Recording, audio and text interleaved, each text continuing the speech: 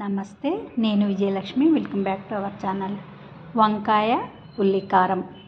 మీకు ఒకసారి వంకాయ ఉల్లికారము చేసి చూడండి. అన్నంలోకి కానీ, దోశల్లోకైనా, చపాతీలోకైనా, జొన్న రొట్టెలోకి అయితే సూపర్గా ఉంటుందండి. అన్నంలోకి కూడా బాగుంటుంది. నేనైతే అన్నంలోకి చేశాను. ఇది జొన్న రొట్టెలోకి కూడా బాగుందండి. ఒకసారి ఫాస్ట్గా తయారవుతాయండి. ఇంట్లో కొద్దిగా మీ గార్డెన్లో వంకాయలు కొద్దిగా ఉన్నప్పుడు ఇలా చేశారనుకోండి, ఇంకా సైడ్ డిష్గా పనికొస్తుంది.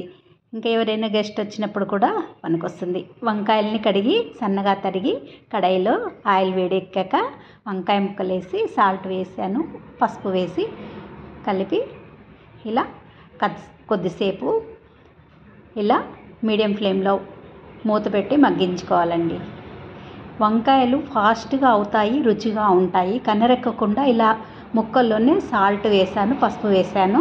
ఈలోగా ఇవి మగ్గుతుండగా ఒక ఉల్లిపాయ సన్నగా తరిగాను. దోశలోకి తరిగినట్టుగా సన్నగా కట్ చేసుకున్నాను. ఈ వంకాయ ఉల్లికారము అన్నంలోకి, జొన్న రొట్టెలోకి చాలా బాగుంటుందండి. ఇంకా ఎంత 5 నిమిషాల పనండి. మీరు అన్నం వండేసరికి వంకాయలు మగ్గిపోతాయి. ఆనియన్ కట్ చేసేసరికినే ఇవి ఫ్రై అయిపోతాయి.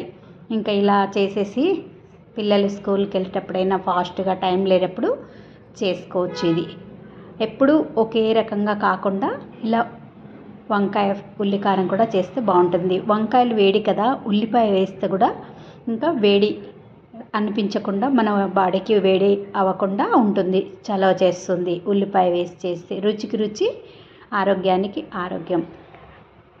ఒకసారి ఇలా కూడా ట్రై చేసి చూడండి ఎలా ఉంటుందో. ఈ వీడియో కనుక నచ్చితే లైక్ చేయండి. బాయ్ అండి.